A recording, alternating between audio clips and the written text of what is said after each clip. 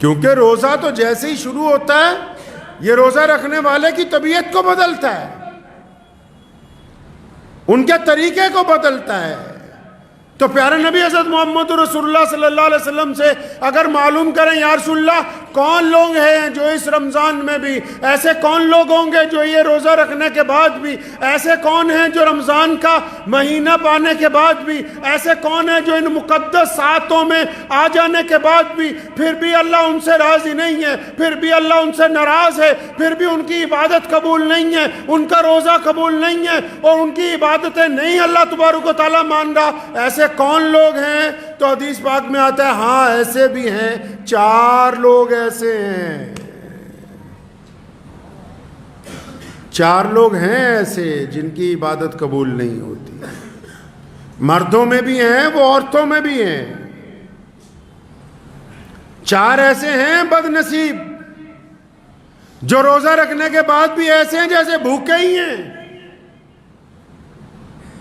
ایسے 4 ہیں جن کی اللہ تبارک و تعالیٰ کو بھوکا رہنا بھی پسند نہیں آیا۔ ایسے 4 ہیں جو روزہ رکھ کے بھی سجدہ کرتے ہیں، خدا کو وہ سجدہ قبول نہیں ہے۔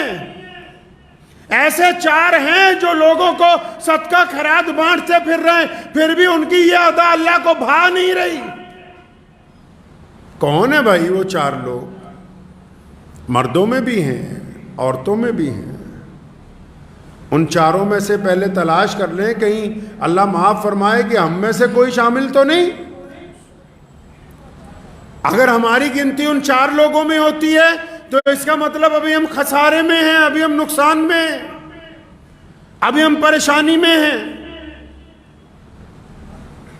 کون ہے وہ 4 لوگ؟ آیا کہ سب سے پہلے رمضان کے اندر اس بندے کی مغفرت نہیں ہوگی، اللہ تعالیٰ اس کی دعا قبول نہیں فرمائیں گے جو بندہ شراب کا عادی ہو جائے اور رمضان کے اندر بھی شراب پینی بند نہ کرے تو اس کی مغفرت نہیں ہوگی۔ اب سارے کہنے گے شکر ہے بھائی ہم تو ان میں ہیں نہیں اکثریت، چلو ایک منزل تو پار ہوئی کہ وہ تو شرابی تو معاشرے میں بہت کم ہوتے ہیں۔ آدھوں نے شکر ادا کیا ہوگا کہ چلو جی ایک کیٹاگری میں سے تو ہم نکل گئے، پہلے والے فیس میں سے تو گاڑی آگے چل پڑی۔ فرمایا اس بندے کی بھی عبادت قبول نہیں، اس کا روزہ نہیں قبول، اس کی کوئی عبادتیں اللہ تعالیٰ کو پسند نہیں۔ یا اللہ کس کی پسند نہیں؟ نبی علیہ السلام نے فرمایا جو بندہ اپنے ماں باپ کا نافرمان ہے، جو بندہ اپنے ماں باپ کے آگے بدتمیزی کرتا ہے، جو بندہ اپنی ماں کا کہنا نہیں مانتا، جو اپنے باپ کا کہنا نہیں مانتا، جو من مرضیاں کرتا پھرتا ہے، جس نے ماں باپ کی رضامندی حاصل نہیں کی، رمضان میں اس کی مغفرت نہیں ہو سکتی ہے۔ پھنس گئے بہت سارے لوگ، کئیوں کی گاڑی رک گئی ہے، بڑی بدتمیزی کرتے ہیں باپ کے ساتھ، بڑی سخت لہجے میں بولتے ہیں ماں کے ساتھ کہ پتہ نہیں تجھے میں نے روزہ رکھا ہوا ہے۔ ایسے روزے کا کیا کرنا جو روزہ قبولیت جن سے ہونا ہے، جن کی وجہ سے روزہ قبول ہوگا، جن کے ادب کی وجہ سے روزہ قبول ہوگا، جن کے آگے نظریں جھکانے سے روزہ قبول ہوگا، جن کے پاؤں دبانے سے روزہ قبول ہوگا، تو ان سے بدتمیزی کرتا پھرتا ہے۔ ایسے بندے کی رمضان میں مغفرت نہیں ہو سکتی ہے۔ چنگے چنگے لوگ، اچھے اچھے لوگ جو باہر دنیا میں بڑے ولی بنے نظر آتے ہیں، ماں باپ کا احترام نہیں کرتے، اپنے ماں باپ کے پاؤں نہیں دباتے۔ ایک صاحب تھے بڑے معمولی سے دیندار، اور جو دعا کرتے تھے قبول ہو جاتی تھی، اور حالانکہ کئی گناہ بھی کرتے نے، تو بڑے حیران ہوئے امام صاحب، پوچھنے لگے تو کرتا ایسا کیا ہے؟ کہتا میں نے تو آج تک یہ دیکھا ہے بھی جو بھی مانگا ہے وہ قبول ہو جاتا ہے. کہاں جا کے مانگتا ہے؟ تو نماز پڑھتا ہے نکل جاتا ہے, کوئی لمبی دعائیں نہیں مانگتا. کہتا روز رات کو جب گھر جاتا ہوں نا اپنے باپ کے اطمینان سے بہت دیر پاؤں دباتا ہوں, پھر اپنی ماں کے پیر دباتا ہوں, پھر ان کے دونوں پاؤں کو اپنی بازوؤں میں لپیٹ کے سر رکھ دیتا ہوں اللہ تعالیٰ کی حضور. اور پھر میں نے آج تک اپنے ماں باپ کے قدموں میں سر رکھ کے اپنے اللہ کے آگے جو کچھ مانگا ہے وہ عطا ہوا ہے. آج تک کوئی دعا رد نہیں ہوئی ہے.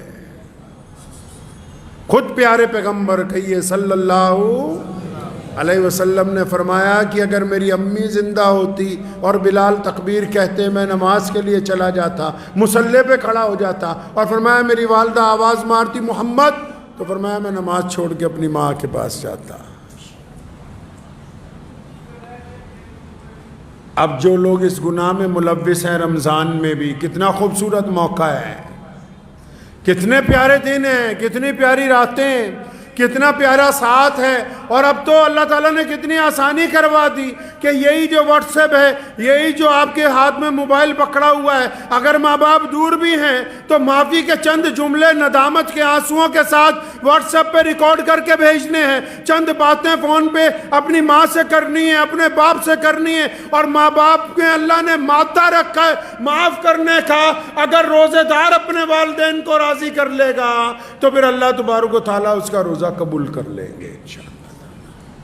اور جنہوں نے ماں باپ کو ستایا بہت ہے نا, اور ماں باپ چلے گئے دنیا میں سے, بڑی بدتمیزیاں کی ماں باپ کے ساتھ, روزانہ ہر ایک نماز کے بعد, روزانہ صبح کو, دوپہر کو, شام کو, افطار کے وقت, سحری کے وقت کثرت سے اپنے ماں باپ کے لیے مغفرت کی دعائیں مانگیں, کثرت سے اپنے ماں باپ کے لیے قرآن پاک پڑھ کے ان کو اصالہ ثواب کریں. تب بھی اللہ تبارک و تعالیٰ راضی ہو جائیں گے جب آپ بار بار اپنے ماں باپ کی مغفرت کی دعائیں مانگیں گے. بغیر ماں باپ کی رضامندی کے یہ روزہ آگے چلنے والا ہے نہیں ہے. اب تیسرا بندہ بھی ہے بھائی,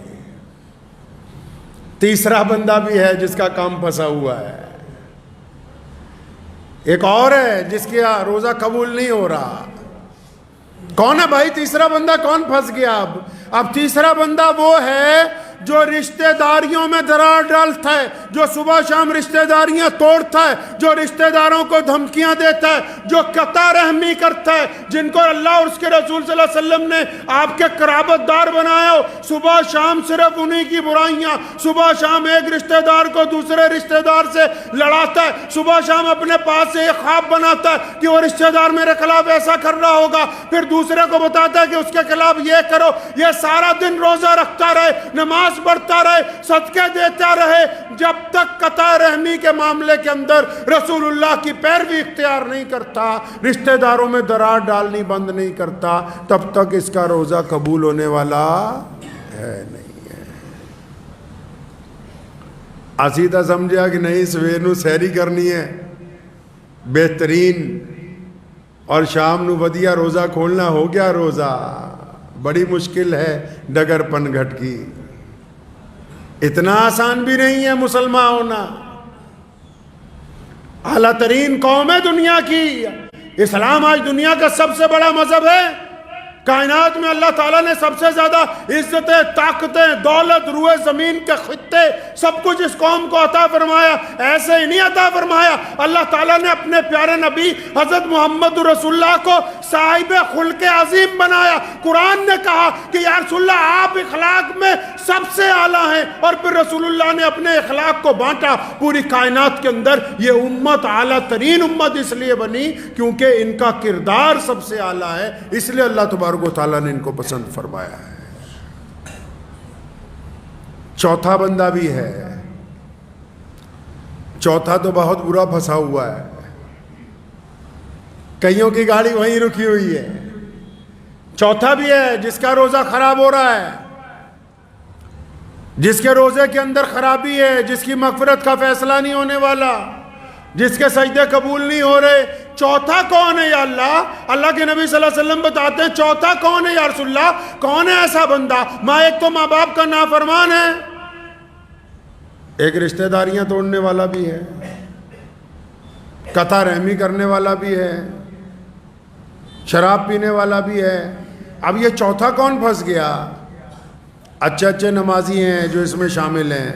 فرمایا چوتھا بندہ وہ ہے جو اپنے دل کے اندر دوسروں کے لیے بغض رکھتا ہے، نفرت رکھتا ہے، کینہ رکھتا ہے، دوسروں کے لیے بلا وجہ نفرت دل میں رکھتا ہے۔ اب یہ نفرت رکھ کے سجدہ کر رہا ہے۔ اگر میری جیب میں، عام مثال دے رہا ہوں میں، یہ کوئی قرآن حدیث میں نہیں ہے، اگر میری اوپر والی جیب میں پیسے ہوں، زیادہ سجدہ کروں گا گر جائیں گے۔ اگر اوپر والی جیب میں نعوذ باللہ کوئی نشے کی چیز ہو تو سجدہ کروں گا وہی گرے نا نیچے۔ کیا ہے اس دل کے اندر جو سجدہ کرتے ہو؟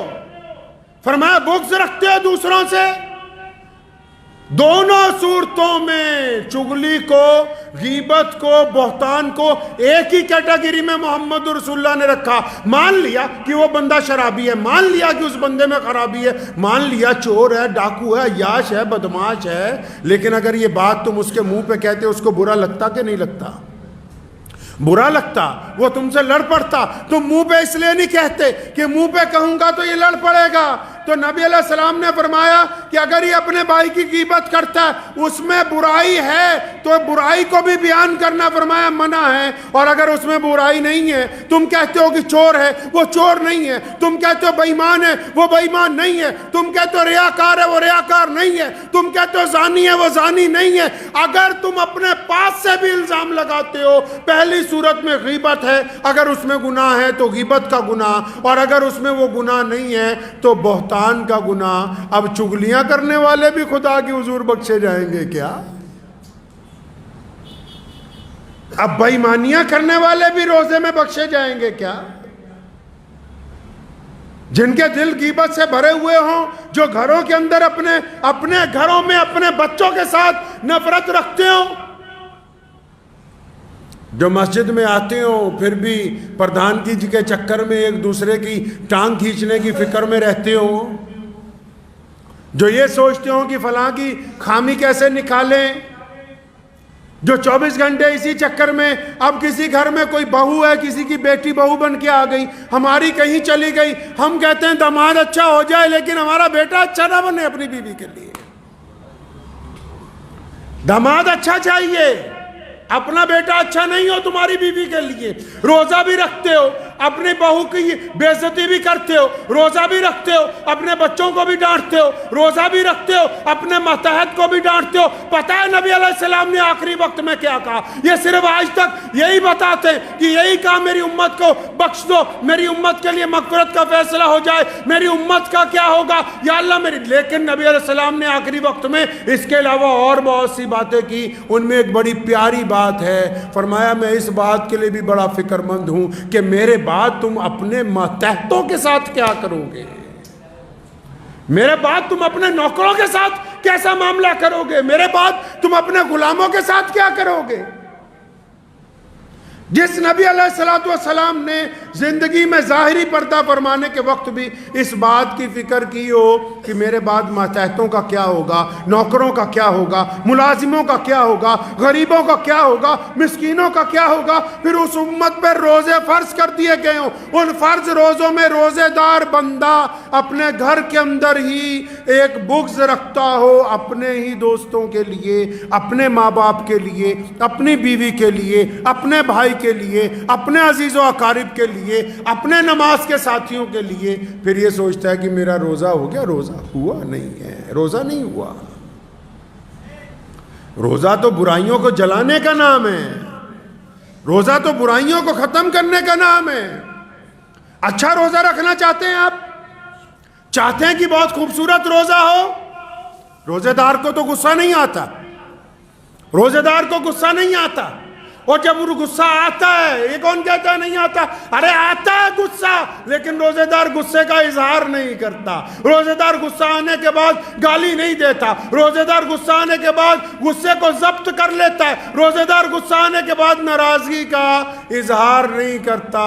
مطلب روزے دار کو غصہ تو آتا ہے لیکن یہ دوسرے کو غصے کا بتاتا نہیں ہے، کیونکہ یہ روزے دار ہے۔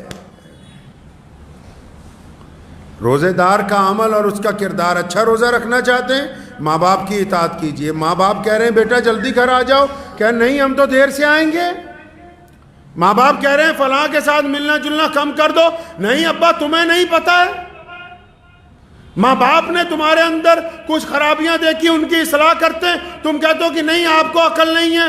اگر آپ اچھا روزہ رکھنا چاہتے ہیں تو اپنے ماں باپ کی اطاعت کریں. اگر آپ اچھا روزہ رکھنا چاہتے ہیں تو تمام طرح کے نشے چھوڑنے کا عہد کریں اس رمضان المبارک میں.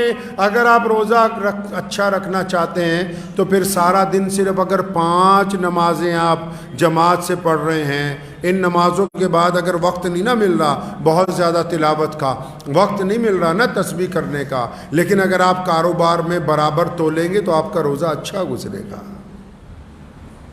میرے والد صاحب شیر اسلام مولانا حبیب الرحمان صاحب لدھیانوی رحمۃ اللہ علیہ، مجھے اچھی طرح یاد ہے کہ ایک مرتبہ گاڑیاں ہم لوگ ہر 1-2 سال بعد جب بدلتے ہیں تو ایک گاڑی فروخت کرنی تھی، تو ایک پروفیسر صاحب آ گئے یونیورسٹی سے، ان کو چاہیے تھی وہ گاڑی. تو اس کے ساتھ دفتر میں اندر بیٹھے تو فرمانے لگے کہ گاڑی کا تو معاملہ طے ہو گیا ہے، لیکن میں آپ کو بتا دوں چلتے چلتے فلاں چیز اس کی خراب ہو جاتی ہے. پھر تھوڑی دیر بعد کہنے لگے فلاں چیز اس کی بیٹری کی فلاں چیز خراب ہے تو وہ بھی رک سکتی ہے. تو 15 خرابیاں اس کو اپنی گاڑی کی. تو پروفیسر صاحب سردار جی تھے، ہنسنے لگے، کہنے مولانا صاحب گڈی بیچن نہیں بلایا کہ بجان نہیں بلایا تسی سانوں. فرمایا نہیں، اس لیے بتا رہے ہیں تاکہ کل کو جب آپ یہ سامان لے جائیں، جب آپ یہ سامان لے جائیں گے اپنے گھر اور اس کی خرابیاں آشکار ہوں گی، یہ تو نہیں ہے کہ اس کی خرابیاں آپ کو پتہ نہیں لگیں گی، پھر آپ کہیں گے کہ ایک مسلمان نے جھوٹ بول دیا، ایک امام نے جھوٹ بول دیا. پیارا نبی حضرت محمد رسول اللہ صلی اللہ علیہ وسلم نے ہمیں یہ طریقہ عطا فرمایا ہے کہ ہم مجبوریوں کا کاروبار نہیں کرتے، ہم جھوٹ کا کاروبار نہیں کرتے، ہم بے ایمانی کا کاروبار نہیں کرتے، ہم ٹھگی کا کاروبار نہیں کرتے. ہم کم کھا لیں گے لیکن عزت کی روٹی کھائیں گے. بے ایمانی کا کاروبار نہیں کیا جا سکتا. رمضان کا روزہ اپنے روزے دار کو اسی بات کا پابند کرتا ہے. بار بار چیز میں کوئی خرابی ہے بتا دو کیا ہو گیا، 2 روپے کم ملیں گے، لیکن ان 2 روپے میں اتنی طاقت ہے کہ اللہ تعالیٰ اس کو 200 کروڑ میں تبدیل کر سکتے ہیں. اس حلال کی روزی میں اتنی برکت ہے کہ اللہ تبارک و تعالیٰ اس کی بدولت دنیا کے خزانے آپ کے آگے کھول دیں گے اور آخرت کے بھی. روزے دار بے ایمان نہیں ہوتا، روزے دار کی آنکھیں زنا نہیں کرتی، روزے دار کے خیالات گناہ نہیں کرتے، روزے دار کا لب و لہجہ غصے کا نہیں ہوتا. لیکن آپ لوگ دیکھیں کہ مسجدوں میں بعض اوقات جب رمضان شریف میں بعض حضرات ہوتے ہیں دیندار لوگوں کے پیچھے پڑے ہوئے ہوتے ہیں، اور دیندار لوگ بھی کیونکہ نئے نئے دیندار بنتے ہیں تو ذرا سا کوئی اگر ٹھوکر مار دے فوراً کہیں گے نا بھائی میں تو اللہ کے لیے کر رہا تھا، تو چاہتا ہے تو آج سے نہیں کرتا میں. نبی علیہ السلام نے فرمایا دین کے معاملے میں اگر کوئی ملامت کرے آپ کو تو اس کو برداشت کرو، اپنا کام نہ چھوڑو. دنیا تو چاہتی ہے کہ آپ نیکی کے راستے سے ہٹ جائیں، دنیا چاہتی ہے کہ آپ اچھائی کے راستے سے ہٹ جائیں، لیکن اگر کوئی آپ کی برائی بھی کرے تو پوری طاقت کے ساتھ نیکی کی طرف آگے بڑھو. برائی کرنے والے پیچھے رہ جائیں گے، اللہ تعالیٰ آپ کو نیکی کی بدولت آگے لے کے جائیں گے انشاءاللہ تعالیٰ.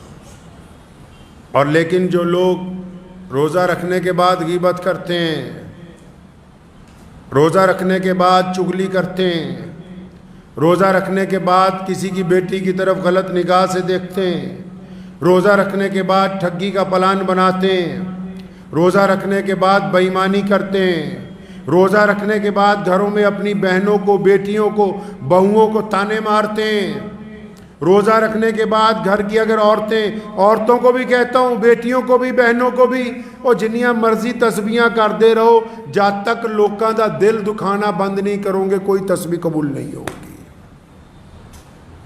کوئی تسبیح قبول نہیں ہے. دوسرے کے دل میں آگ لگانے کے بعد وَيْلٌ لِكُلِّ هُمَزَةٍ لُمَزَةٍ، فرمایا ویل اور تباہی ہے اس بندے کے لیے، اس عورت کے لیے، اس مرد کے لیے، اس بوڑھے کے لیے، اس بوڑھیا کے لیے، ان کے لیے تباہی ہے. کس کے لیے تباہی ہے یا اللہ؟ فرمایا جو دوسروں کے عیب ڈھونڈتے پھرتے ہیں پھر ان عیبوں کو آگے سپلائی کرتے. نار اللہ الموقدہ، اللہ فرماتے ہیں کہ خود ایک آگ جلائیں گے، اس میں ان کا رگڑا لگائیں گے ہم۔ روزہ رکھتے ہیں تو لوگوں کے دلوں کو تکلیف نہ پہنچائیں۔ اور نبی علیہ الصلوۃ والسلام کا روزہ کیسا ہوتا تھا، اس بات کو اب تلاش کر لیں۔ مجھے پتا ہے کہ آج بھارت کے مسلمانوں میں گھر گھر میں ہم لوگ مفتی بنے ہوئے ہیں، لیکن حضرت کبھی رمضان میں یہ بھی کوشش کر لیں کہ رسول اللہ صلی اللہ علیہ وسلم کس وقت اٹھتے تھے، کس وقت تسبیح پڑھتے تھے، کس وقت سحری کرتے تھے، سارا دن معمولات کیا تھے۔ پوچھو جا کے اپنی مسجد کا ائمہ کو، تاکہ پتہ لگے رمضان چلنا کیسے ہے، رمضان گزارنا کیسے ہے۔ ہماری افطاریاں دیکھ لیجئے، آپ افطاریاں دیکھ لیں ہماری۔ شام کو جب روزہ کھلنے کا وقت ہوگا، خدا کی قسم اتنا سامان ہماری افطاری میں ہوتا ہے، کوئی باہر کا آدمی دیکھ لے تو حیران رہ جائے کہ یہ کیا کرتے ہیں۔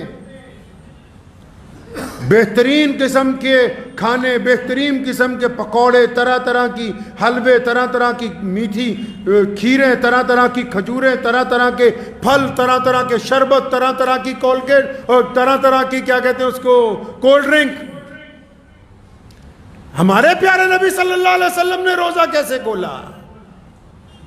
جتنی تیزی سے نگاہ لگائی ہے نا دسترخوان پہ، جس بوٹی پر تمہاری نگاہ ہے، اس وقت مومن بنو گے جب اس کو اٹھا کے اپنے بھائی کو دو گے، کیونکہ رسول اللہ نے فرمایا جو اپنے لیے بہتر سمجھتے ہو وہ اپنے بھائی کے لیے سمجھو، تب تمہارا ایمان کامل ہونے والا ہے۔ تو پیارے نبی علیہ الصلوۃ والسلام کے پاس افطاری کے وقت کیا ہے بھائی؟ سونے کول کی ہے افطاری دے ٹائم۔ نبی علیہ الصلوۃ والسلام نے افطاری کیسے کی ہے؟ بعض اوقات بہت زیادہ کھانے جب دسترخوان پہ دیکھتے ہیں تو کبھی اپنے پیارے نبی علیہ الصلوۃ والسلام کو بھی یاد کیا کریں۔